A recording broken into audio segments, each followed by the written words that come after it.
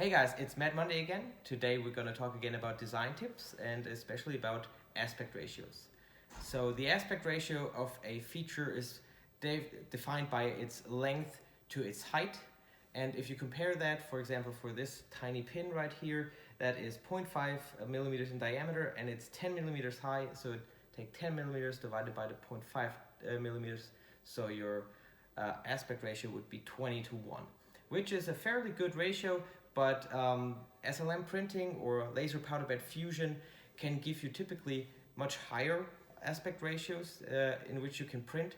Typically you can print up to 100:1 aspect ratios, so a pin with 1 millimeter in diameter could be 100 millimeters tall, and some vendors even say they can print up to 500:1, which is really great for very thin walled features and very high parts.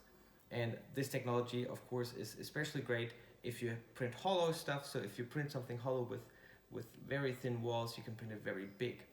The important thing though is the bigger your feature gets, typically you have to reduce a little bit on your aspect ratio. So imagine if we have this wall right here and we make this really, really big, we probably could not get the 100:1 ratio because there will be a lot of internal stress that will build up, and we will have to reduce either the height of the wall or we will have to increase the wall thickness.